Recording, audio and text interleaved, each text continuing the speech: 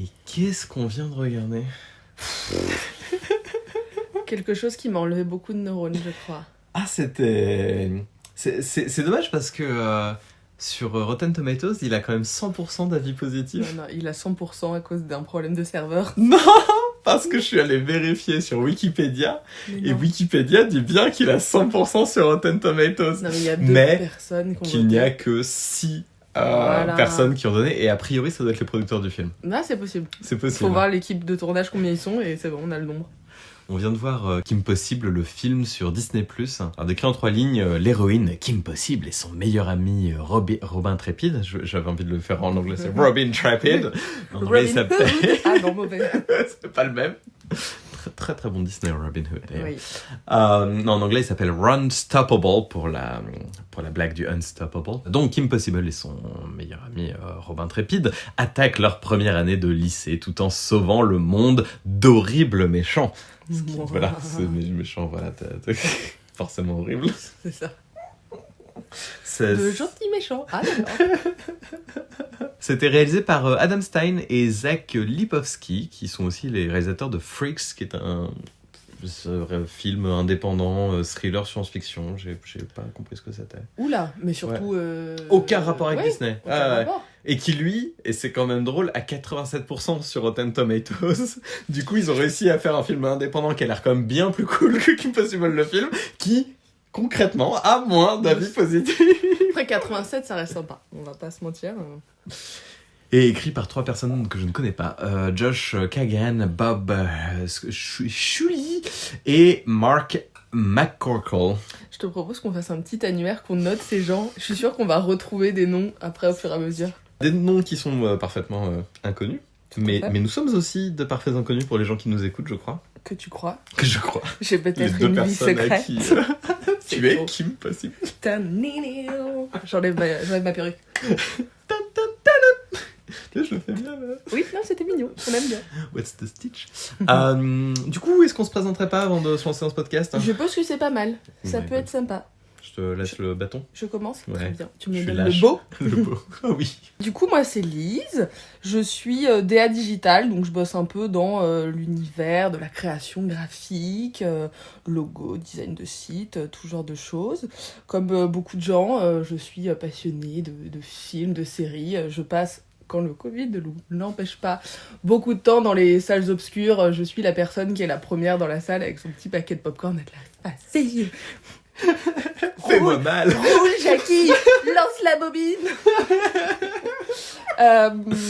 Et donc voilà, et j'ai dans une de mes dernières expériences professionnelles rencontré une certaine personne assise à côté de moi pour l'instant, car nous avions une passion commune pour une série malheureusement pas assez connue mais fort bien, Doctor Who. Ouais, quand même. Ça commence. À l'époque, moins. Là, aujourd'hui, j'ai l'impression que c'est... Bon, tu restes quand même dans, Oui. dans mes groupes d'amis. Vous êtes 2 à connaître Doctor Who. Oh, merde. Regardez Doctor Who, les amis. C'est voilà. une très très bonne série. A commencé avec... peut-être pas la première saison, moi je la trouve un petit peu dure pour commencer, surtout aujourd'hui avec le... Voilà. Je conseillerais de regarder ça avec la 2e saison avec David Tennant, mon amour. Première saison un peu vieille, un peu trop hommage à... Parce que c'est une série qui existe depuis des... Depuis 63. Depuis 63, une série anglaise. On est en train de faire un podcast sur Doctor Who, là, ça y est, c'est... Stop. Et Morgane, et toi, qui es-tu? Ah, c'est une très bonne question. Je suis une fan de Doctor Who. Donc, comme vous le remarquerez, je me genre parfois au féminin. En fait, c'est assez drôle qu'on ait choisi de faire Kim Possible le film, parce que en ce moment, je me questionne beaucoup sur mon genre. C'est pas le sujet du podcast et j'en parlerai pas plus que ça, mais c'est assez intéressant parce que quand j'étais jeune, je regardais Kim Possible, la série animée, parce que j'avais Disney Channel. Personne riche. Non, je ne vois pas de quoi vous parler. Mais quoi qu'il en soit, je me suis rendu compte plus tard que la plupart des séries de mon enfance qui m'ont vraiment marqué et que je continuais à suivre avaient des héroïnes et pas des héros. L'autre auquel je pense vraiment, c'est Sabrina, l'apprentie sorcière, qui est mon amour. Ouais, je connais. Et je pense que je m'identifiais peut-être un tout petit peu. Et donc je trouve ça drôle que pour ce premier podcast, on soit allé naturellement regarder Kim Possible le film. Voilà. Sinon, je m'appelle Morgane, j'ai réalisé un documentaire qui s'appelle The Scrooge Mystery, qui est sur Apple TV. J'ai créé une web-série qui s'appelle Riddle Me 10. Si vous aimez les énigmes, vous pouvez là tout taper Riddle Me 10. Vous trouverez plein d'épisodes. Il y a au moins 4 saisons en ligne. Moi, j'étais showrunner sur les 3 premières. Donc, j'ai bossé sur de l'animation, j'ai bossé sur de la pellicule, j'ai fait une trentaine de courts-métrages. Donc, je connais un petit peu comment ça marche de faire un film. Je ne suis pas la spécialiste, toute catégorie confondue. Mais pour ce podcast, j'apporterai de temps en temps des petits bouts d'informations sur comment que ça marche pour faire un film. Et c'est ce qu'on attend de toi. Car, l'avons dit, quel est l'objectif de ce petit podcast ? C'est une très bonne question. Mais j'allais faire une transition, tu vas voir, je pense que tu vas aimer. Mais nous sommes surtout 2 amis, 2 très bonnes amies. Et quand le confinement a commencé, en fait, on était un petit peu déprimés, comme le reste de l'humanité. Et on avait eu Disney+, grâce à une taupe aux États-Unis qui nous donne ses codes. Merci beaucoup Ashley si tu écoutes cette intro, même si tu ne parles pas un mot de français.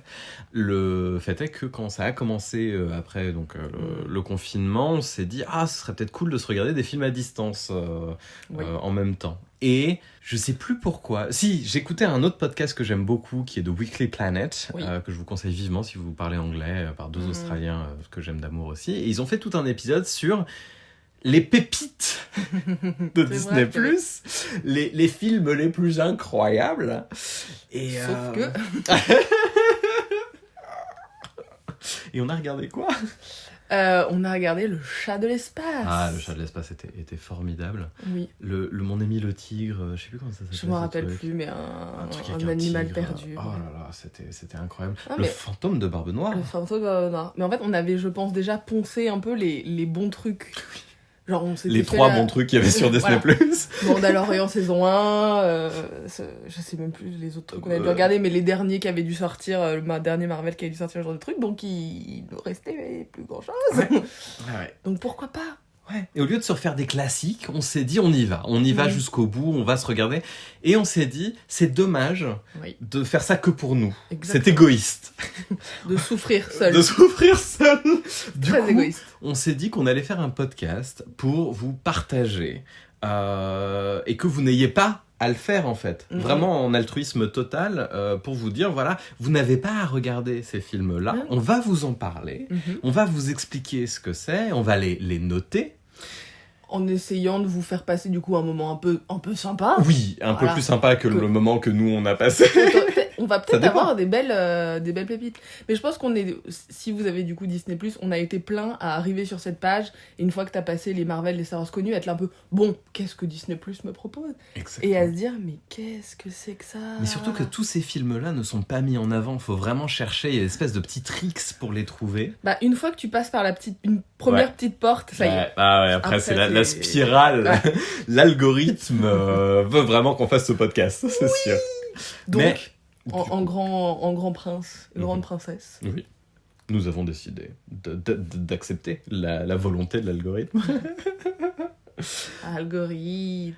Mais quoi qu'il en soit, on s'est dit qu'on allait vous faire un film récent, ensuite un film un peu moins récent, un film récent. Enfin, on va un petit peu alterner, vous proposer du contenu un peu différent. Ce sera pas que sur Disney+, d'ailleurs, parce qu'il y a des films...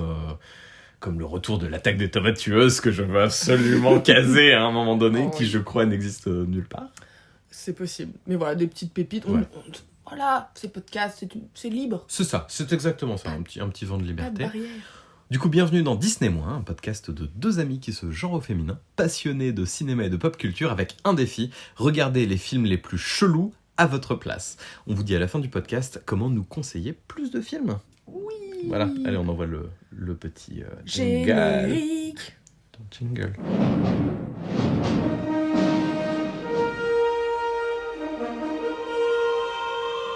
C'est chelou. C'est étrange. Ça va de l'espace. C'est un film. Ou un navet. Encrypté. Ou en clair. C'est Netflix. And chill. Lulu. Ou Quibi. C'est Disney-. Avec Lise. Et Morgane. Ça y est. Ouais. On vient de passer 1h30. On vient de perdre. On vient de perdre 1h30. Ce qui est bien, c'est qu'on spoil très vite, du coup, notre avis général. Après, on essaye de pas trop se parler pendant le film. Ouais. Néanmoins, on se voit recroqueviller en serrant un oreiller très fort contre nous pour nous consoler. Donc je pense que... La douleur est plus palpable. Mais, je vois une lueur d'espoir. Il y a des petits trucs. Il y a des petits trucs. Il y a des petits trucs. Ouais. Si tu devais... Est-ce que tu veux résumer le film en une phrase pour toi ? Ouais, je peux. En une phrase, ce serait Spy Kids, mais en moins bien. Ce qui est déjà pour moi difficile parce que Spy Kids, j'ai vraiment eu du mal. Ah, c'était mauvais, Spy Kids. Ouais. Ok. Et toi ? Moi, j'avais l'art de donner une morale toxique aux adolescentes. Oh, j'aime beaucoup. J'aime beaucoup. Je trouve que tu... Ah, ce film a créé beaucoup de gêne et de troubles en moi. Mais malaisant. Moi, je pense que ça devrait être le sous-titre. C'est Kim Possible, le film malaisant. Oui. Ouais. En anglais, ça donne quoi ? Malaisant. Malaisant.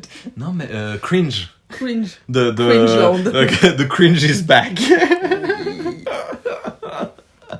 Après, en vrai, le film ouvre avec une petite scène. Voilà, elle doit sauver le monde d'une situation. Scène d'action. Scène d'action, machin. Et sans ce film, on n'aurait pas deux choses. Qui est Patton Oswalt, qui, moi, est un acteur que j'aime beaucoup. Oui. En espèce de méchant allemand. Et c'est drôle parce qu'on avait une conversation juste avant sur l'idée de est-ce que faire l'accent allemand est raciste ou pas quand on n'est pas allemand. Exact. Et il y a un humoriste qui avait l'air de dire que toute civilisation avancée, on avait le droit de se moquer d'eux parce qu'on ne tapait pas sur des minorités. Voilà. Sauf que je l'ai trouvé raciste. C'était extrêmement raciste. Je veux pas on dit pas raciste histoire d'eux, mais c'était... En fait, il y avait pas la finesse d'une bonne blague. Non. En fait, il se moquait des Allemands, il se moquait pas des gens qui se moquent des Allemands. Enfin, c'était exactement ça.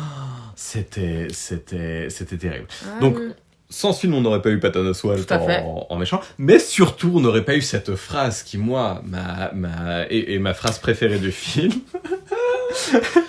où on a un scientifique qui est sauvé in extremis, et qui a inventé une matière gluante, le fameux slime, dont on peut voir plein de tutos sur YouTube pour créer son propre slime, d'ailleurs. Je crois que ça est parti, c'est plus trop à la mode, non ? Non, du coup ça date, le film d'il y a 2 ans. Tu sens qu'ils se sont inspirés de la mode du moment, ils ont dit le slime c'est bien. C'est bien et voilà. Dans le boulot dans lequel on était toutes les deux, j'ai dû faire un entretien d'embauche à quelqu'un qui avait une chaîne YouTube consacrée uniquement à la construction de slime. Ah mais ça a été, ça doit être toujours, mais c'est un phénomène. Mais moi je suis déjà une grand-mère, je pense, je ne comprenais pas cet engouement sur une pâte gluante. Enfin ça me fait penser à la pâte à paix qu'on avait on avait. C'est ça, c'est juste qu'elle fait pas trop de sel. Voilà, mais j'étais mais après je vois le côté un peu ASMR du truc, mais ça me dépasse. Bonjour, je voulais préciser que j'avais 67 ans. Mais du coup, le scientifique a inventé une slime qui peut tuer tout le monde. Quand il se retrouve sauvé, il se rend compte que le méchant Patton Oswalt aurait pu utiliser ça pour détruire la planète.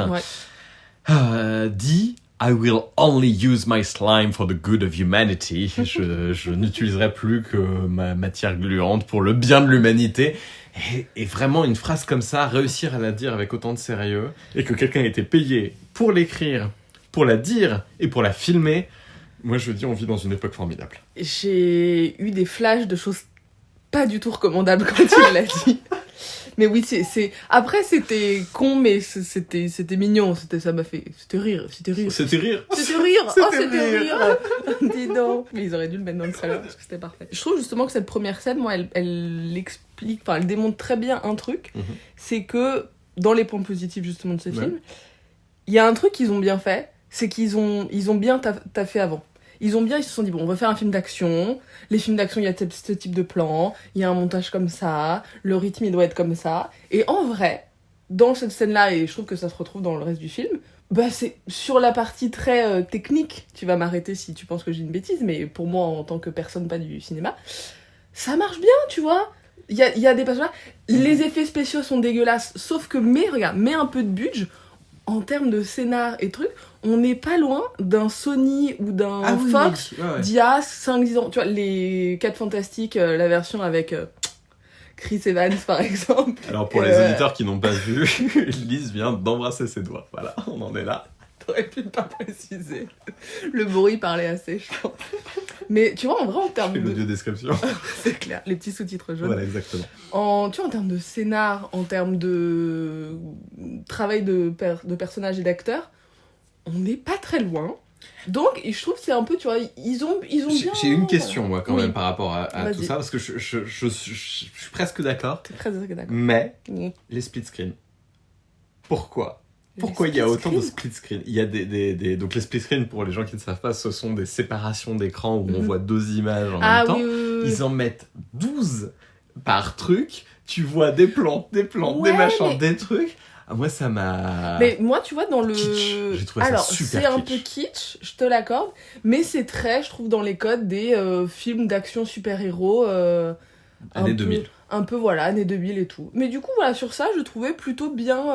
D'accord. Manque de budget, parce que je pense qu'ils Oui. ont pas non plus... Enfin, c'était pas un budget à la Marvel, on va pas déconner. Mais je trouve que, voilà, sur au moins cette partie, ils ont bien...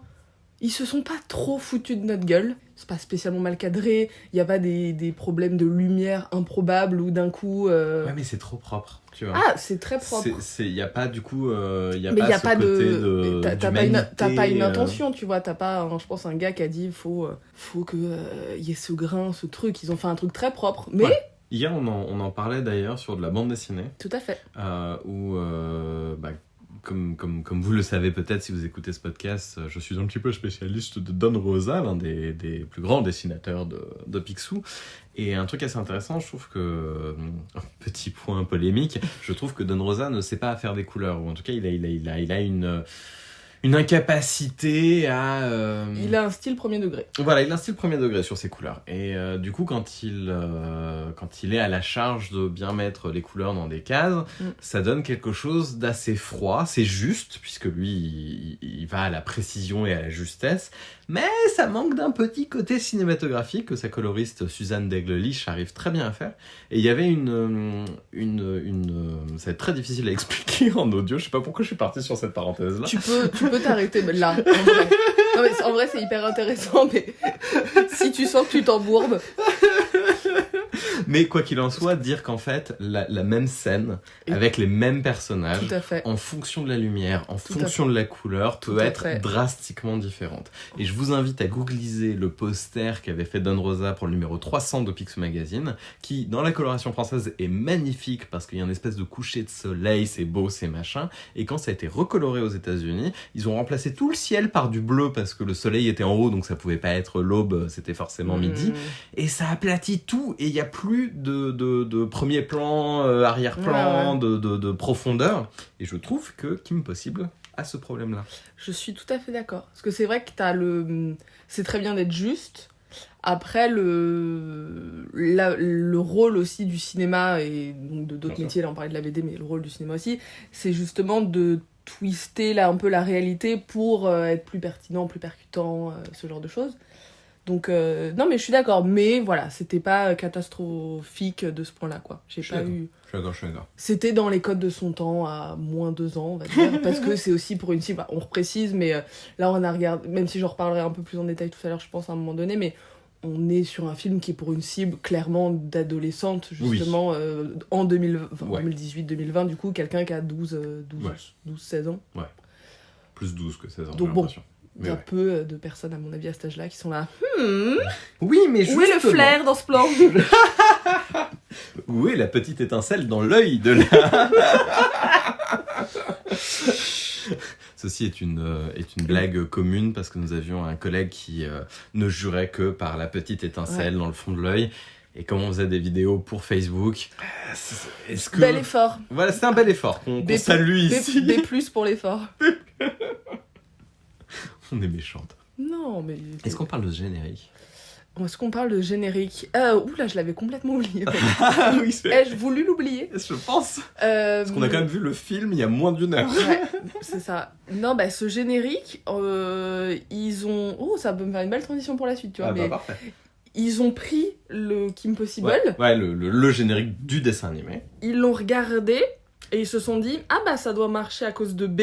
Et ils ont fait tout en suivant B. Oui. Et ils se sont pas dit peut-être que c'était intéressant aussi. Donc ça reprend certains codes.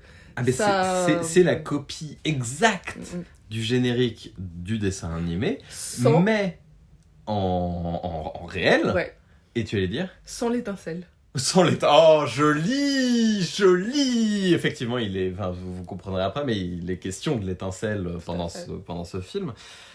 Il manque déjà Rufus, qui n'est pas au générique, puisqu'on l'apprendra plus tard, mais Rufus, l'animal de compagnie de Robin Trépide, ne fait pas partie de l'aventure jusqu'à la fin, où c'est la première rencontre, ce qui est très étrange parce que le film est censé se passer après la série, comme on le comprend, puisqu'elle a déjà été cheerleader, et là, elle se retrouve à devoir passer au lycée, donc elle était au collège dans la série animée. Sauf que dans la série animée, Rufus est une partie énorme. C'est un nouvel univers. Voilà, exactement. Non, mais là, moi, ça m'a fait mal à mon petit cœur de fan. Je comprends. Surtout que j'ai, moi, la vraie origine de Rufus, dont je parlerai tout à l'heure. Très bien.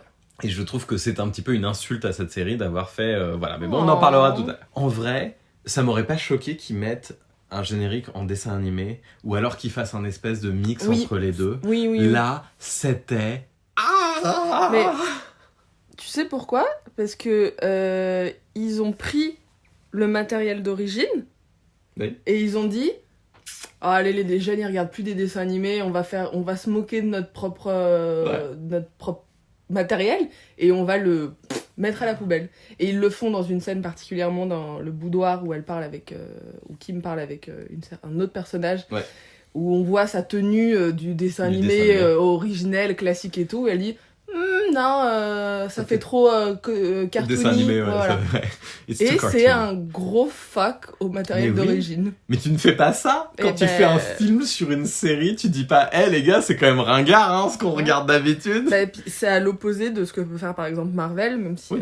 voilà, on a des avis parfois opposés sur Marvel, mais Je ne vois pas de quoi vous parlez. qui, quand tu regardes les films, et c'est je pense aussi pour ça qu'il marche, tu vois qu'il y a une déclaration d'amour sur certains personnages, Oui. sur certains voilà, Ah bah, épopées, et Clairement. là, minute 15 je pense, on a donc, minute 10 on a le générique qui est déjà un peu un petit fuck, Ouais. et on a à la minute 20 un énorme fuck au matériel d'origine. Ouais. Après, ça rentre Mhm. dans le propos du film qui est de dire elle a grandi, du coup ça c'est le film pour les gens qui ont grandi, puisqu'elle rentre au lycée, etc.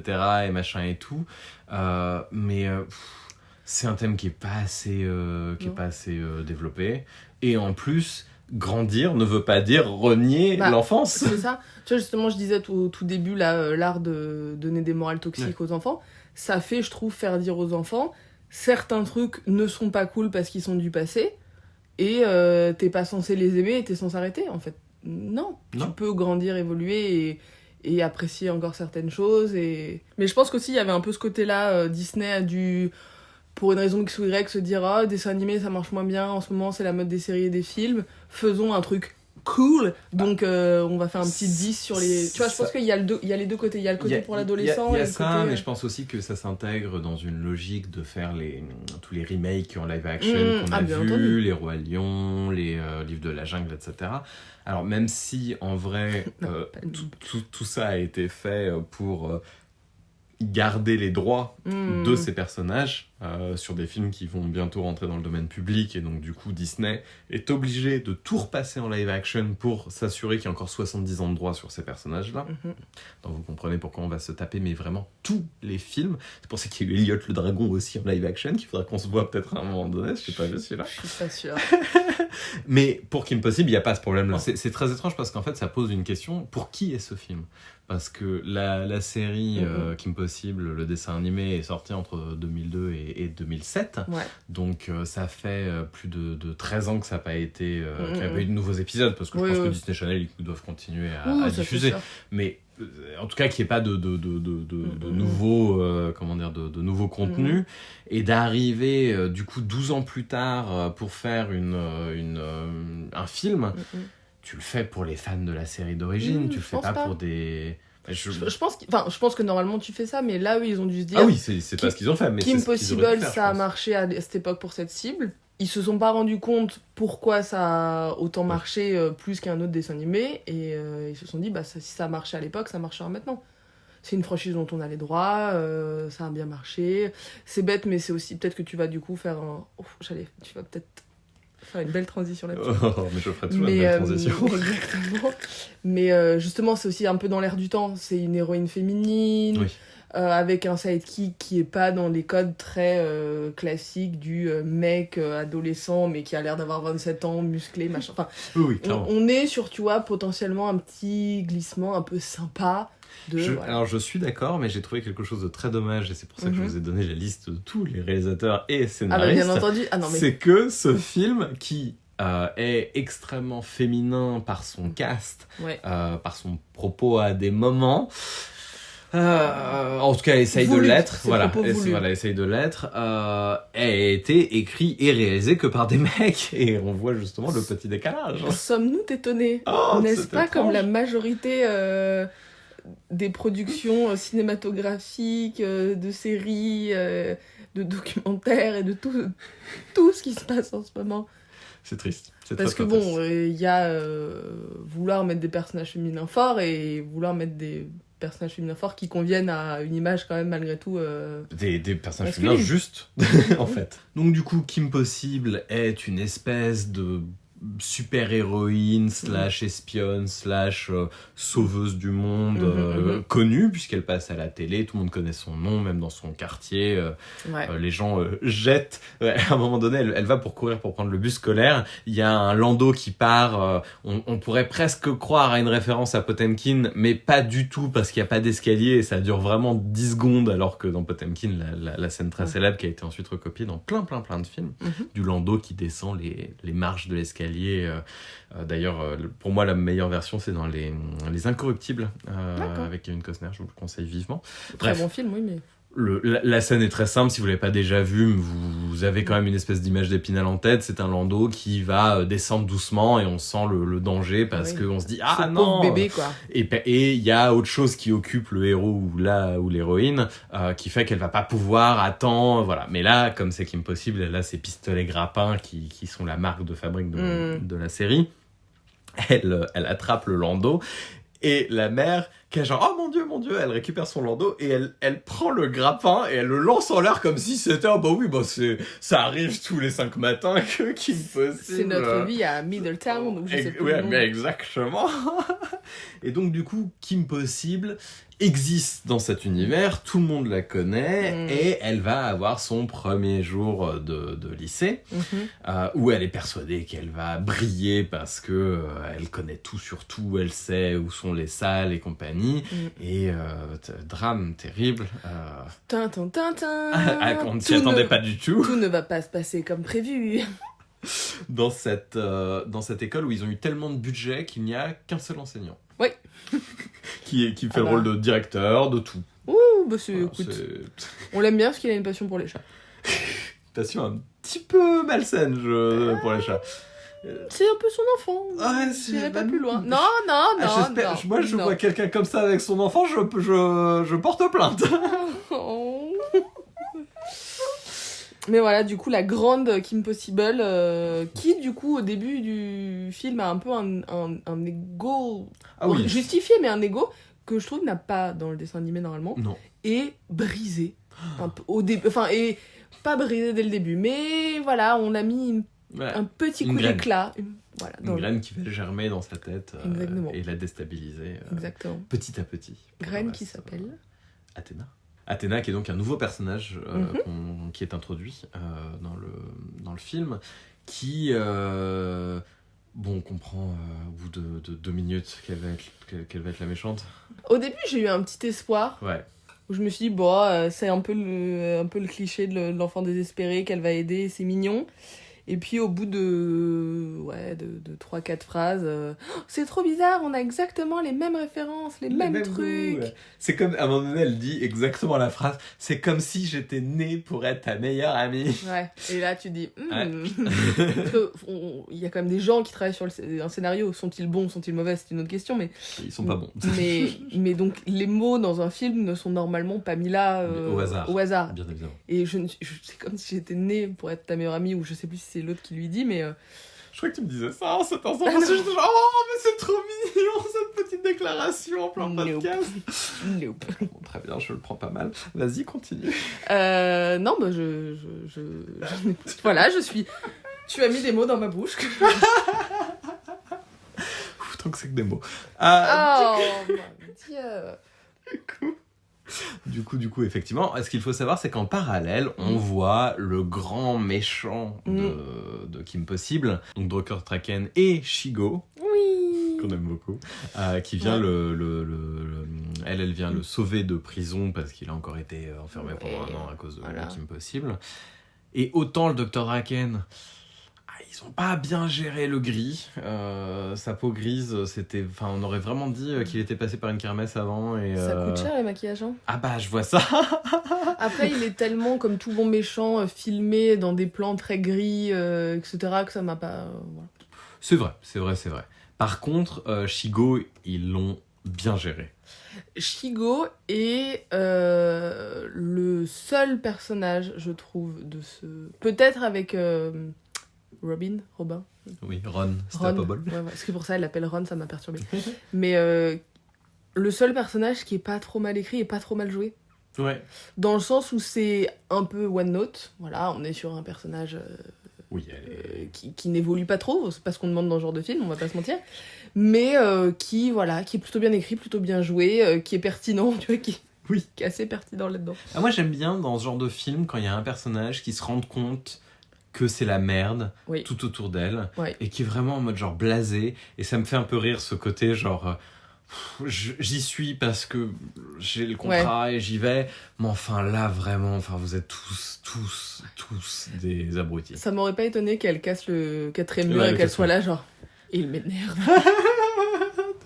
Mais non, tu vois, genre, c'est après, à nouveau, c'est un peu une tendance en ce moment, donc c'était peut-être voulu, mais Shigo a beaucoup plus, je trouve, de prestance dans le film que Kim Possible. De charisme, merci, c'est mieux que prestance comme terme.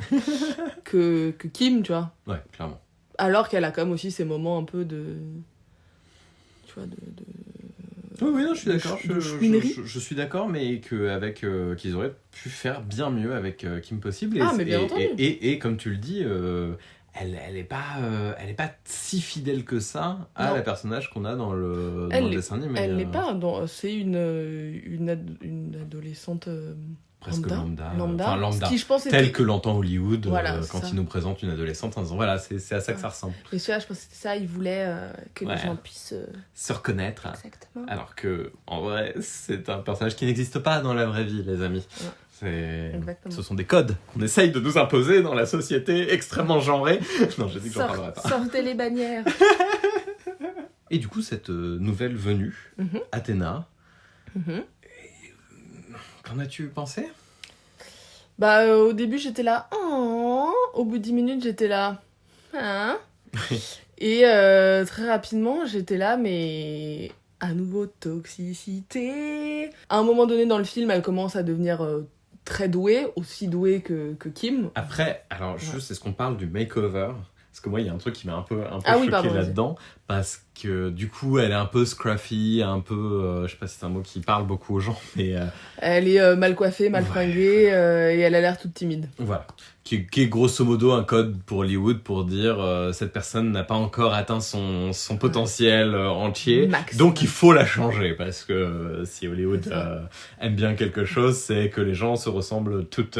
Change de couleur de cheveux et tu seras heureuse, ma fille. Exact. Moi, c'est un peu ce que j'ai fait. Mais ça aide, mais c'est pas que ça. Et quoi qu'il en soit, il l'emmène dans un salon de beauté qui a l'air très très très chic. Oui. Et il l'abandonne totalement. Ouais. Et ça n'a aucun sens. C'est vraiment genre, paye pour ta merde, chérie. Imagine ce que tu veux être et ciao. Comme si une enfant qui a, a priori, 15 ans au plus haut, a la thune pour se payer un makeover total qui, au vu du résultat, lui a coûté $500. Hein. Plus. Après, tu vois, on sait pas, peut-être qu'elle a payé en avance le coiffeur, ce genre de truc. Mais c'est très... On est dans une démarche de je vais t'accompagner dans une évolution. Et puis il l'abandonne. Et il l'abandonne. Et ils vont manger des tacos, genre, allez, ciao. Premier moment où tu n'es pas une bonne amie. Oui, là, non. Et du coup, c'était pour le petit reveal quand elle sort de l'institut de beauté où on tombe dans l'hypersexualisation des enfants de 15 ans que Hollywood aime beaucoup faire et c'est gênant. Au début, je l'avais pas remarqué. Mais c'est vrai que t'as cette tenue déjà, jean en cuir serré, taille Slib, basse, moulant, tout ça. petit haut décolleté avec des découpes. Ouais. Mais, et ça c'est toi qui me l'as fait remarquer, Mais il y a un t-shirt en dessous. En fait, c'est génial, c'est qu'ils assument pas le... Et je pense que c'était le problème aussi pour le costume de Kim Possible, qui montre son petit bidou dans le dessin animé, et que la raison pour laquelle maintenant elle a un truc qui la couvre entièrement, c'est qu'ils se sont dit, bon, l'hypersexualisation, d'accord, mais sans montrer un centimètre carré de peau. C'est vraiment une pensée de mec, j'ai l'impression. Oui. Cette espèce d'idée que, en fait, l'hypersexualisation ne passe que par le fait de découvrir de la peau. C'est très américain aussi, puisque vous remarquerez dans les films, quand ils couchent ensemble, il y a toujours une serviette sur la poitrine de la femme. Et moi, ce que j'adore, c'est les draps qui sont en Tetris. Bien le mec, on a le droit de voir ses pecs, mais la meuf, faut bien qu'elle soit recouverte jusqu'au clavicule, quoi. Ça n'a aucun sens. De temps en temps, il y a un soutien-gorge à la place. Ouh là là là là là là, mon Dieu. Et donc, on a la même chose, mais pour des enfants. C'est-à-dire que on a bien une tenue pour Athéna qui est censée être sexy, où on voit des bouts de peau, mais on a pris la peine de bien mettre un t-shirt couleur chair en dessous, un peu transparent, pour avoir ce côté de non, vous inquiétez pas, elle est habillée. Ça n'a aucun sens. Soit vous y allez jusqu'au bout, soit vous le faites pas, mais l'entre-deux, ça c'est ridicule. En fait, en vrai, mais ça, je pense que c'est un problème de conscience acquise de société, mais il y aurait pas eu la mèche, enfin ce tissu beige dessous. Limite, c'est un peu découvert, mais c'est pas ce que j'appellerais spécialement... En vrai, sur quelqu'un qui n'a pas 15 ans, je trouverais pas ça spécialement sexy, tu vois. Voilà, il y a des découpes, c'est un pantalon, on s'en fout. Mais comme t'as cet effet de mèche, ça fait vraiment genre, on a senti qu'il y avait un problème, donc on a voulu le corriger, mais en fait, du coup, juste change la tenue. C'est ça. On avance, c'est un petit... En fait, ils ont fait 2 pas en avant, mais un en arrière. Donc, on a un peu avancé. Un tout petit peu, quand même. Non, mais le fait qu'il y a une époque, ils se seraient pas posé la question. C'est vrai, Il y a une époque, il y aurait mis... un crop top, effectivement, c'est sûr. Du coup, Athéna sort de ce truc de beauté et on rencontre un personnage qui n'a aucun impact sur le scénario, mais aucun, qui est une espèce de star de pop. Ouais. Et en fait, quand elles écoutent une de ses musiques à un moment donné, on dirait vraiment qu'elles sont allées sur YouTube chercher musique libre de droit et qu'ils ont mis pop. Oui. Ce truc n'est ni entraînant, ni... Il n'y a pas de refrain, de machin, de truc. Et l'actrice qu'ils ont choisie n'est même pas... J'ai pas l'impression que c'est une chanteuse...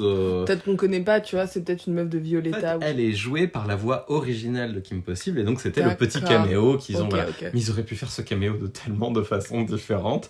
Là, vraiment, ça n'a aucun sens. Ah oui, c'est clair. C'est vraiment, ils se sont dit, dans le cahier des charges, il faut qu'on mette la voix originale de Kim Possible à un moment donné. Ce sera une star de la pop qui les emmène à leur prochaine mission.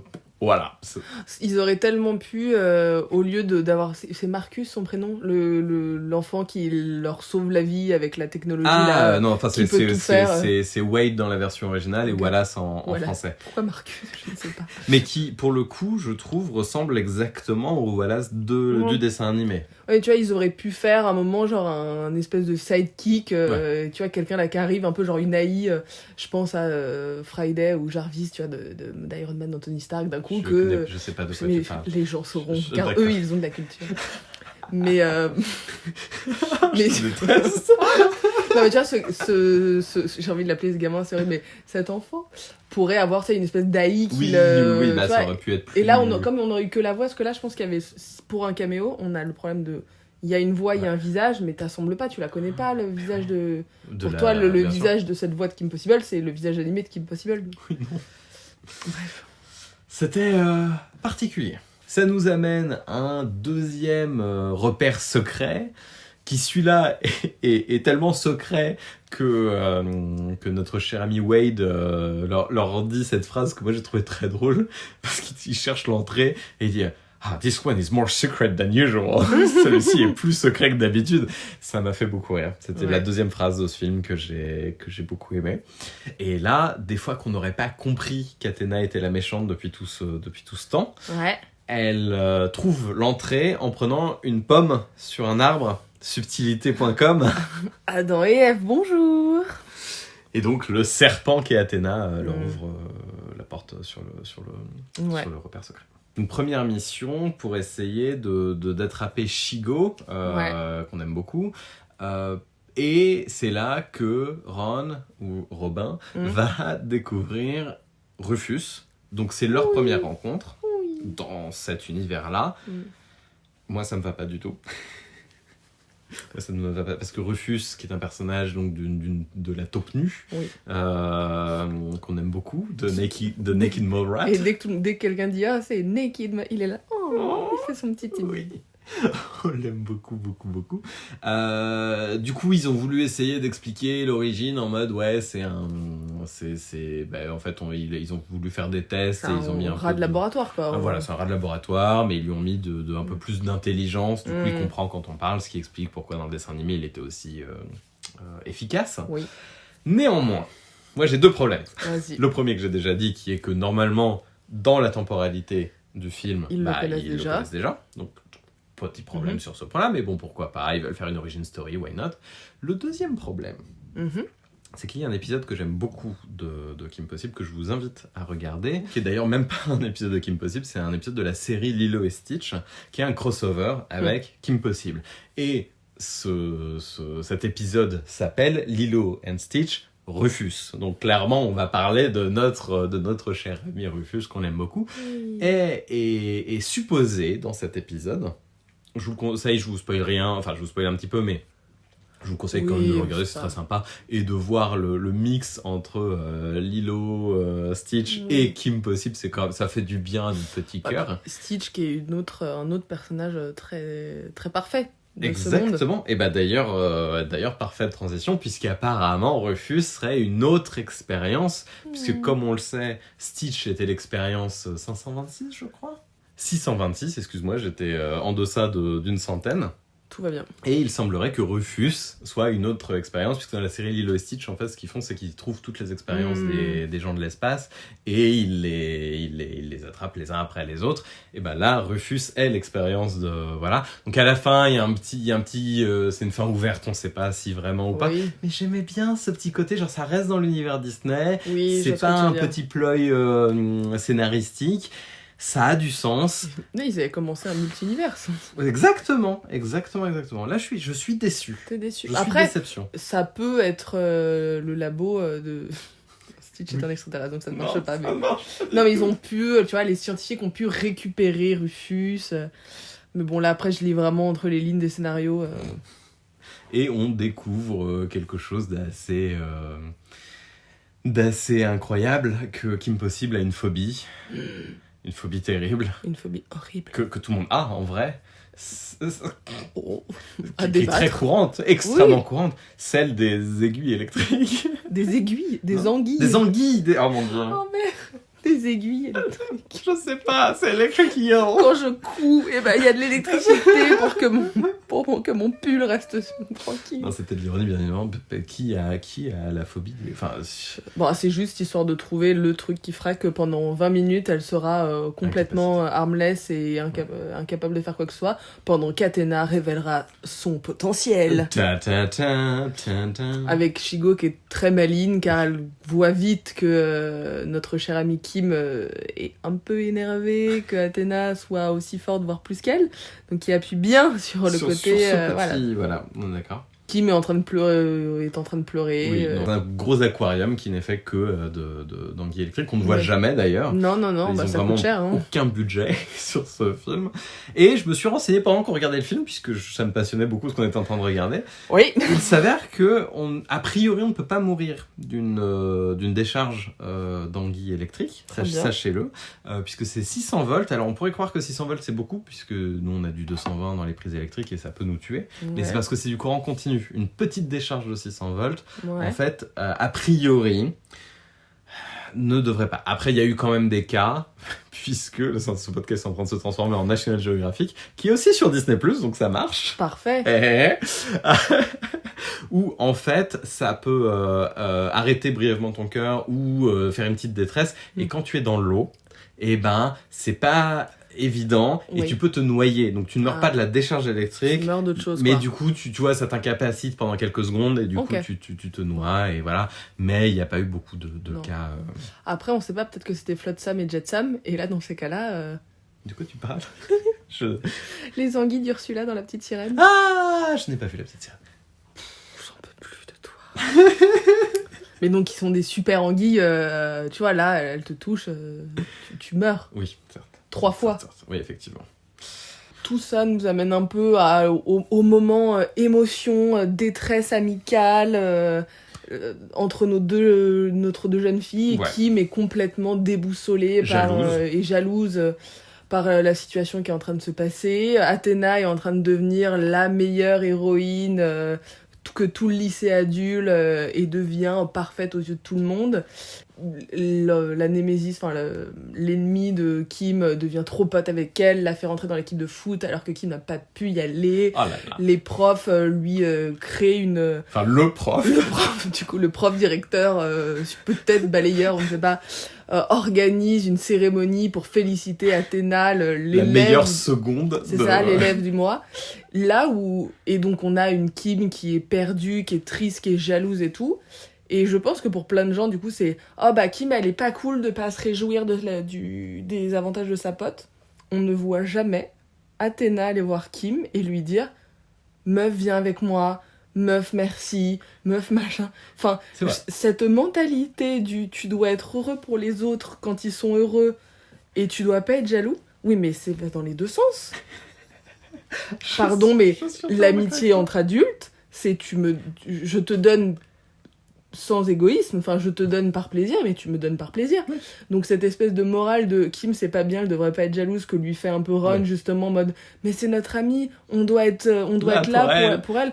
Bah oui, On mais doit se réjouir pour est-ce elle. qu'elle remarque que depuis une semaine je suis en bad et que je vais pas bien alors qu'elle fait des dates avec Ron toute seule au resto? Non. Je t'ai senti. Ah ouais, ça me- je t'ai je t'ai senti énervé à ce Non point. mais tu vois, d'où mon truc à nouveau, je reboucle toujours, Ouais, ouais, reboucle sur sur mon truc sur la toxicité. de la toxicité pour les adolescentes.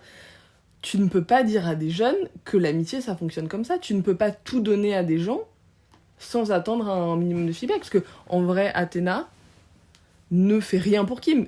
Certes, au début, elle lui booste un peu son ego, mais ça après, bah tant mieux. Enfin, pas tant mieux, mais c'est un side effect sympa. Mais Kim devient son amie au moment où elle est toute seule, elle est perdue. Elle l'invite manger au resto, elle l'invite chez elle, elle lui fait découvrir des trucs cool. Elle lui paye a priori un makeover de Voilà. $500. Certes, il y a peut-être des biais égoïstes, et encore que, franchement, au début, Au par début, non. elle est juste sympa avec une Ouais. meuf qu'elle vient de découvrir. Ouais. Et Athéna, à côté, dès que ça roule pour elle, elle Ah, lui fait un gros ciao. fuck. Ouais. Alors moi, ce moment aussi, a résonné, mais pas de la même façon. Parce qu'elle va voir du coup sa tante. Jamais entendu parler de sa tante, je crois, dans le dessin animé. Sa tante Oui, sa tante. Qui lui apprend le beau? Oui. Sa grand-mère. Sa grand-mère. Nani, c'est grand-mère. Ah merde. Eh oui. Ah, sa grand-mère. Ah. J'ai fait les calculs d'âge, mais un peu dans ma tête. C'est pour ça qu'elle avait l'air d'avoir genre 50 plus que la mère. Je comprends mieux. Donc sa grand-mère, pour voilà, qu'elle lui apprenne le beau. Et il y a eu un petit moment émotion qui, moi, m'a touché dans mon petit cœur. Parce que c'est aussi des problématiques que j'ai en ce moment. Mhm. Qui sont de dire, ouais, mais si ta marque de fabrique, ce qui fait que t'es toi aux yeux du monde disparaît, ou qu'il y a quelqu'un qui est mieux ou meilleur ou dans ces catégories-là, est-ce que ça disparaît? Et petite phrase de la Nani, moi, qui m'a un petit peu touché, qui est « Mais ça, ce sont des choses que tu fais, ce n'est pas ce que tu es. » Voilà. Ça, c'était un moment mignon, je te l'accorde. C'était bien de le glisser, une petite morale sympa pour les jeunes, en effet. Ce que tu fais n'est pas qui tu es, et je pense en plus relayer avec une petite couche de t'es pas obligé d'être la meilleure de quelque Dans chose tout. pour Voilà, être pour- quelqu'un, être apprécié, pour machin et tout. Ça m'a fait du bien, ça. C'est vrai. J'avais besoin de l'entendre à cet instant Bah. précis dans ma vie, tu vois. Moi, j'étais pas dedans parce qu'on avait une adolescente en train de pleurer avec son gilet au bord des yeux, C'est vrai. et c'était mal joué, et c'était pas... Voilà. Je suis d'accord. Mais fondamentalement, oui, c'était mignon, et je pense que ça résonne auprès de quelqu'un qui a... Moi, je vais le garder. Du coup, Tu vois, 15 je vais ans, le garder au cœur. Non, mais vas-y, je te le laisse dans toi et ton adolescence. Du coup, elle décide d'aller sur les bons conseils de sa grand-mère, donc, et surtout Enfin, je pense que c'est sa grand-mère, mais... de Unstoppable, d'aller à la cérémonie pour Athéna. Sauf que patatras, Shigo arrive et explose le téléphone portable qu'ils utilisent pour filmer la séquence. Et moi, je me demande si c'est pas un statement, si les réalisateurs ont pas voulu... Oh là. Non mais là en fait on était à un tel point de ce film, j'en pouvais tellement plus que j'essayais de trouver du symbolisme partout. Oui, là à mon avis, non, Disney c'est pas dit. C'est pas bien que les gens soient sur leurs écrans. Mais tu remarqueras que quand elle arrive, elle fait un trou dans le plafond s'effondre et s'effondre que sur une seule chose, qui est le téléphone portable qui servait à filmer toute cette cérémonie. Voilà, moi je l'ai noté, je le note. On n'en a pas fait un foin avant, c'est le seul moment, je pense que c'est un heureux hasard comique. Mais pourquoi pas ? Non mais écoute, c'est possible, hein, on n'aura jamais la réponse, mais... Non, moi, ce que j'ai plus retenu de ce moment-là, c'est Draken, du coup, Draken qui appelle Shigo son homme à main armée. Ouais, homme de main, voilà. Il dit faites venir les hommes de main. Voilà. Et en fait, Shigo est là, non, pardon, les femmes de main, et t'as une troupe de ninja warriors féminines qui arrive, et où j'avoue, là, j'étais là à nouveau, petit peu sympa, on aime bien, c'est facile, c'est cool. Voilà. Qui sont aussi, je pense, là, se combattent à main nue comme des Stormtroopers, vu qu'après, elles sont 25 et elles... Et elles arrivent à pas maîtriser une adolescente. Exactement. Voilà. Kim. Et qui... En fait, ce que je trouve très drôle et qui aurait pu sauver ce film s'ils étaient allés jusqu'au bout, mais que, comme tu l'avais noté, le moment du costume où elle le dénigre fait clairement état que c'est pas la direction où ils veulent prendre. Mais c'est très cartoonesque d'avoir ces femmes de main qui arrivent, qui sortent de nulle part, qu'on ne nous a pas montré avant et qui disparaissent après du reste du film. Qu'on ne voit plus. Et ça aurait été comme ça pendant tout le film, justement, d'avoir des trucs avec des petits swings, des petits sound effects, machin. Un truc un peu plus cartoon aurait pu faire de ce film un moment plus agréable, je pense. C'est vrai qu'ils ont eu l'intelligence de mettre des moments un peu comiques, des petites coupes où justement, voilà, Shigo qui dit un truc tout à fait normal dans une situation qui ne l'est pas, Ron qui est complètement un lourdeau et qui est là, on ne sait pas pourquoi, c'est un danger public cette personne. Mais pas assez poussé pour que ça soit vraiment... C'est ça. On arrive à la fin du film. Le grand dénouement, on découvre qu'Athéna est en fait un robot tronique, un cyborg créé justement pour imiter, copier Kim et la déstabiliser pour pouvoir trouver son étincelle et lui voler pour que Draken du coup puisse voler l'étincelle de Kim. Vampiriser le robot pour récupérer l'étincelle de Kim. Et Kim réagit de façon... Je fais une mini parenthèse avant que tu dis, mais quand Kim apprend qu'en fait c'est un cyborg créé pour la déstabiliser, même pas la détruire. Son premier réflexe, c'est quand même d'être triste pour Athéna, tu vois. Foncièrement, c'est pas de se dire « Oh fuck, les connards, c'est qu'une salope, elle me joue des tours depuis le début. » C'est vraiment juste d'être triste de la situation. C'est dingue. Pardon, mais pour moi, Kim est une meilleure pote qu'Athéna, vraiment. Elle a son ego, mais c'est ok, tu vois, d'être un moment un peu déstabilisé. Surtout quand t'es Kim Possible. En plus. Oui. Voilà, fin de ma parenthèse. Non, mais tu as tout à fait raison. Ce plan n'a aucun sens. Ça ressemble à du Kim Possible parce que les plans de Draken n'ont en général aucun sens. Mais à un moment donné, si t'es capable de créer un cyborg aussi avancé qu'Athéna, t'en fais une armée et puis basta, quoi. Tu détruis le monde et puis voilà. Là, le fait de vampiriser le truc et du coup... ça a dû coûter une fortune de créer un truc comme ça. Peut-être que justement ça coûtait trop cher de refaire d'autres... Oui, mais de lui enlever toute l'essence, avec qu'une seule, il est tranquille pendant un certain temps quand même. Ouais, mais ça c'est un peu le plot mégalo, il veut pas que ça soit les autres, c'est lui qui devient... C'est vrai.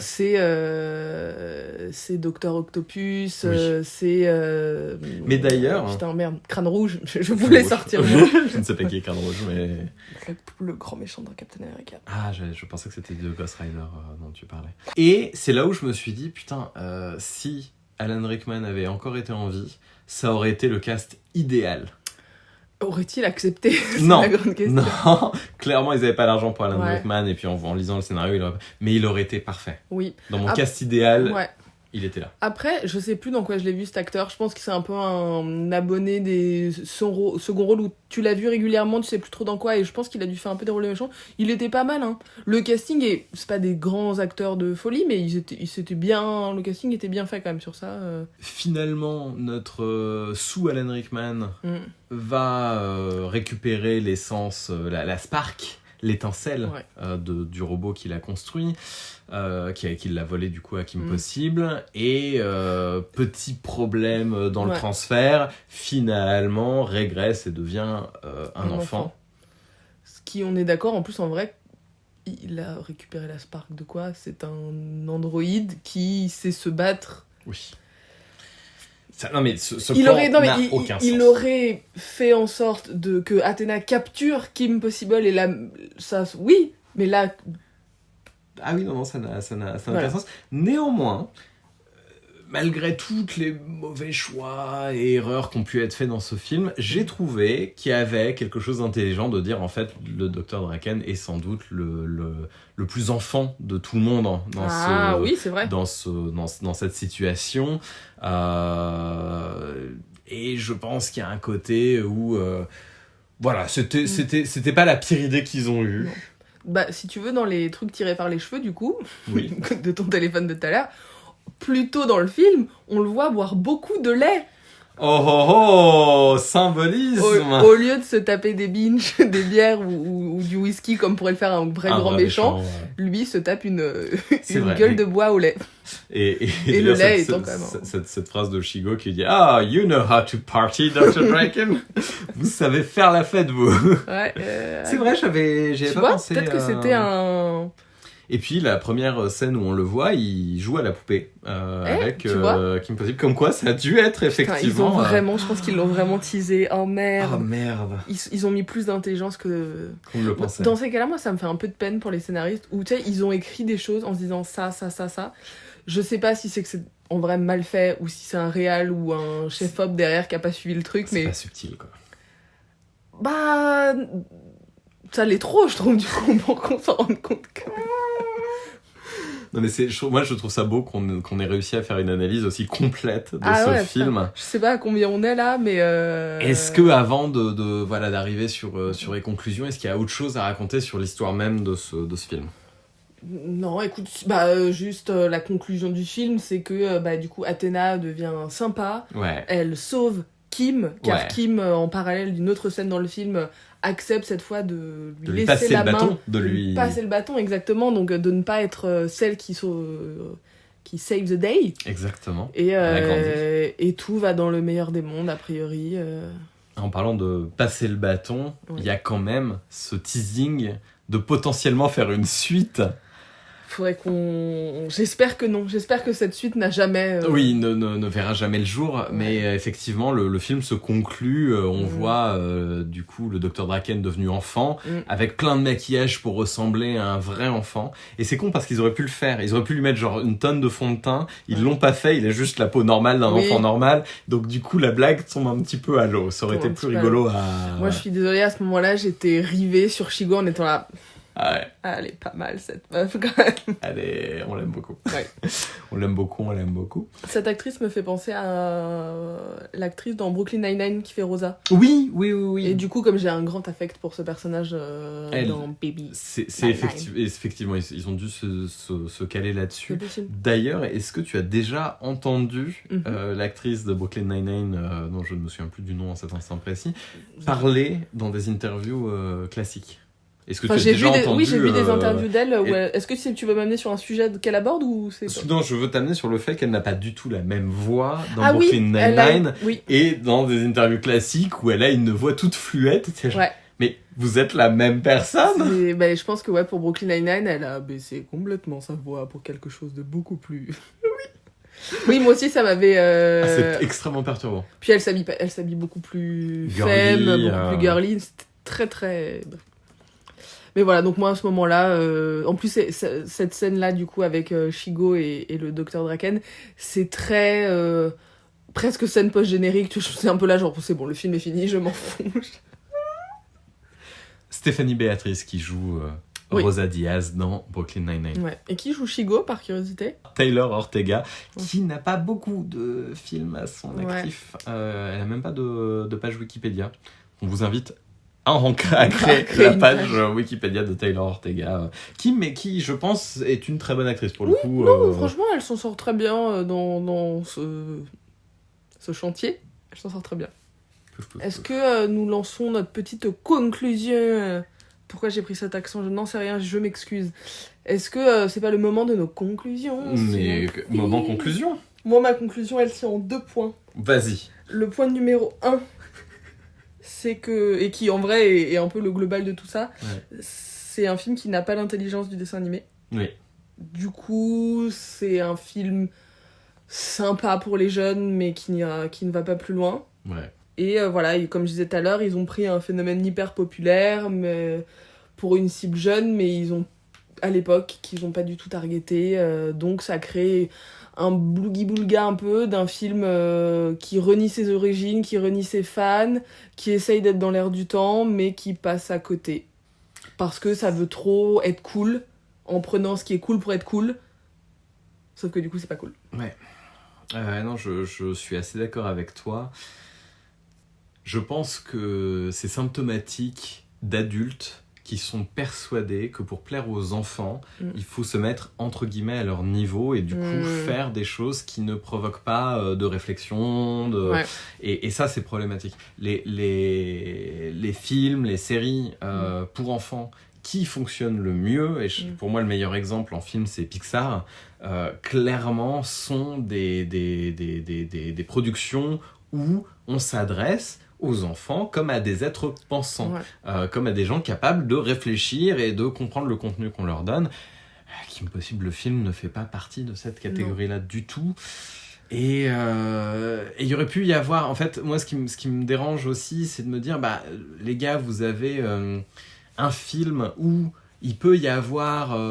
vous avez pas carte blanche, bien évidemment, mais du coup, vous avez un espèce de bac à sable, vous pouvez quand même vous amuser un petit peu. Et quand ils le font pas... Ça me déçoit un peu. Oui, c'est un peu du matériel gâché, quoi. Mais c'est le cas, comme il y avait... Moi, je les ai pas vus, mais toi, oui, ça me fait penser à Artemis Fall, donc t'as vu le film. Dieu, où ça, c'est un univers qui est un peu... Enfin, une franchise qui est un peu riche, qui a de l'intérêt, et tu dis, ils avaient ça, et ils en ont fait ça. Oui. C'est comme les 3 derniers Star Wars, ils ont un univers Star Wars qui est fabuleux, et ils ont fait ça. Et ils ont fait la dernière trilogie. Il y a 2 jours, j'ai regardé The Giver sur Netflix, qui est l'adaptation d'un de mes romans préférés quand j'étais enfant, qui était Le Passeur, que beaucoup de gens ont lu.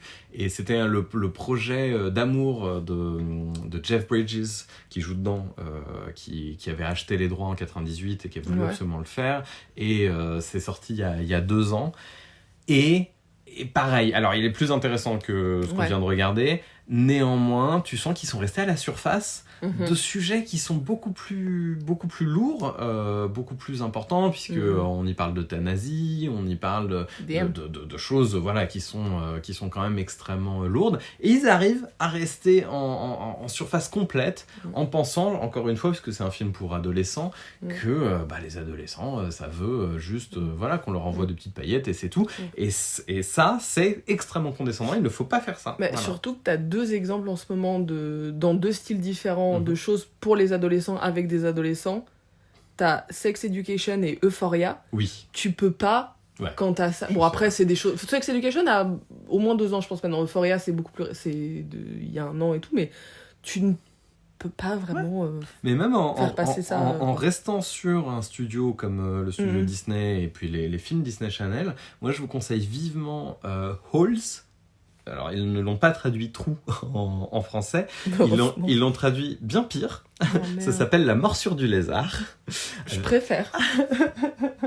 Et ça vient pareil d'un autre bouquin que moi j'aimais beaucoup, qui est en parallèle du Passeur, qui s'appelait Le Passage. Du coup, je mélangeais à chaque fois les 2, ça n'allait pas du tout.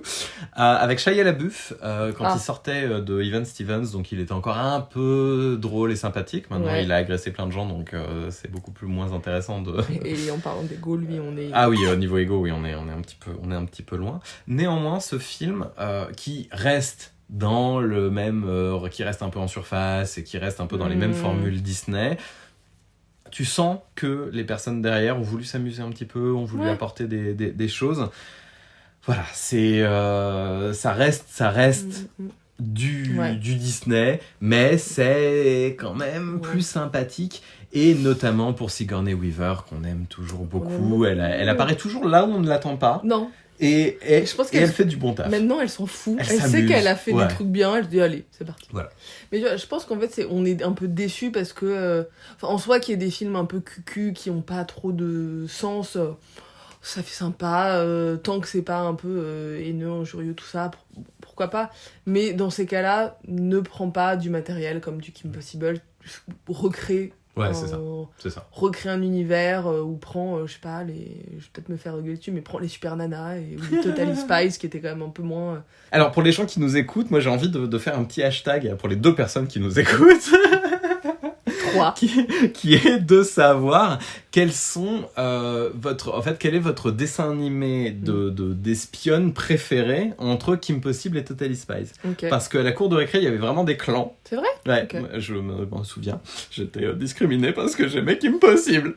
Du coup, j'aimerais savoir, faites-nous un petit hashtag Disney- sur les réseaux sociaux, surtout sur Twitter, parce que c'est là que je vous lirai.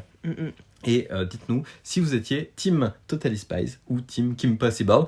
Et si jamais on devait avoir un bon film, est-ce que vous préfériez un bon film Kim Possible ou un bon film Totally Spies? Interesting. Ce serait intéressant. Du coup, combien de soucoupes? Du coup, moi je dirais... Allez, si on part sur une petite échelle de 10, 2 soucoupes. 2 soucoupes, c'est gentil. Bah, c'était mauvais, mais c'est mauvais aussi parce que je suis pas la cible. Ouais, ok. Parce que j'étais pas non plus une énorme fan de Kim Possible et j'étais pas non plus... Et je suis pas une adolescente de 14 ans. Donc... Ah bon? Et non. Comment ça? Je sais que ça ne se voit pas à ma peau lisse et sans tache. Mais non, du coup, voilà, c'était mauvais, mais j'ai pas eu envie, par rapport à d'autres films qu'on a pu voir ou qu'on va voir, j'en suis sûre, j'ai pas non plus envie de m'arracher les yeux, quoi. Ouais. Ok. Moi, c'est une demi-soucoupe.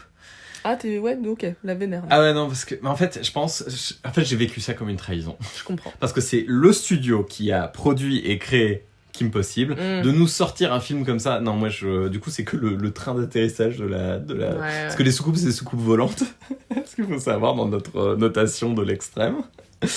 Et soucoupes qu'on saura dans un futur épisode. Vous comprendrez pourquoi on parle de soucoupes. Oui, vous comprendrez pourquoi on parle de soucoupes dans un prochain épisode. C'est très important. C'est très très important.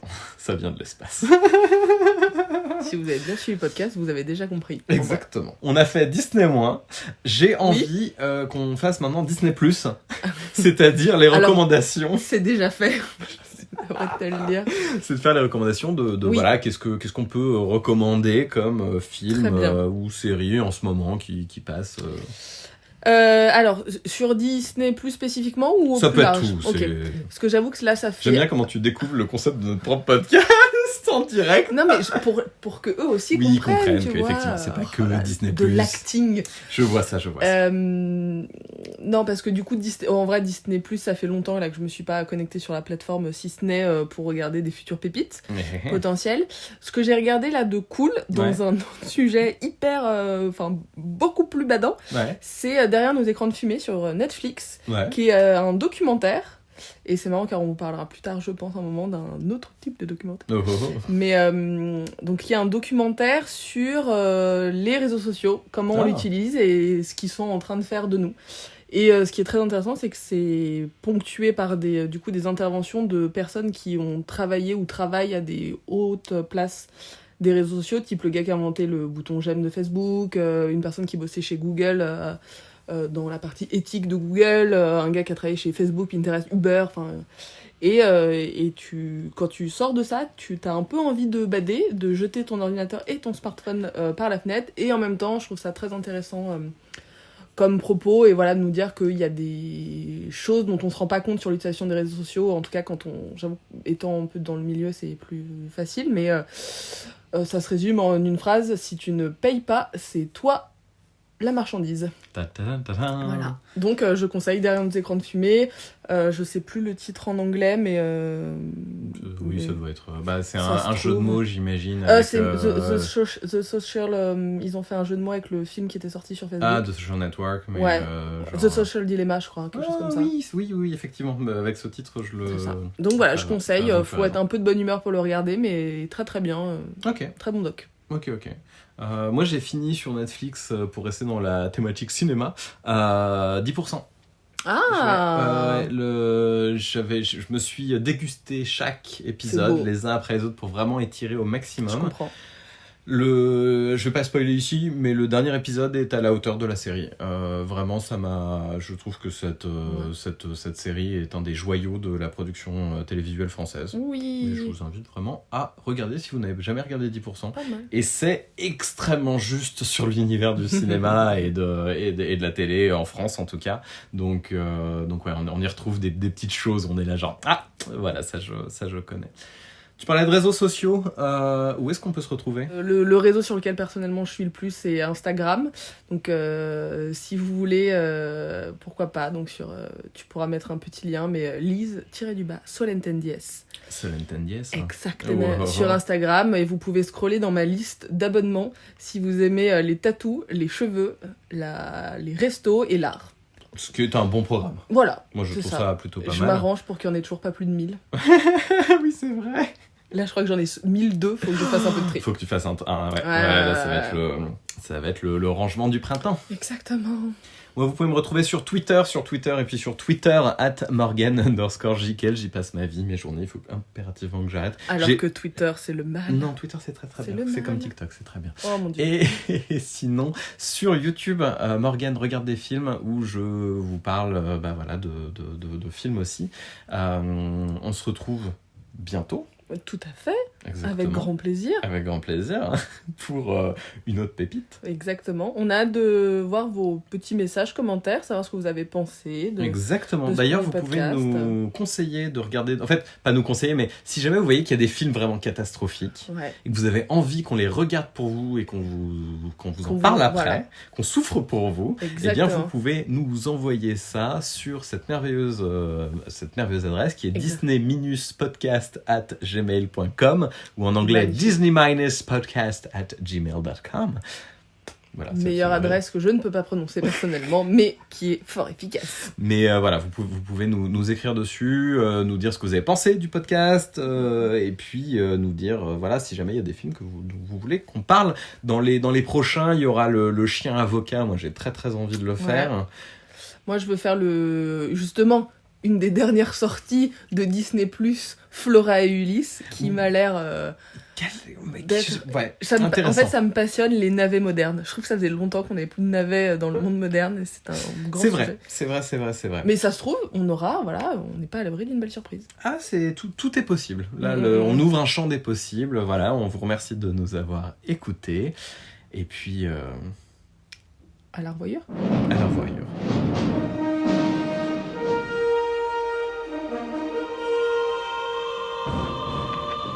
C'était Disney-.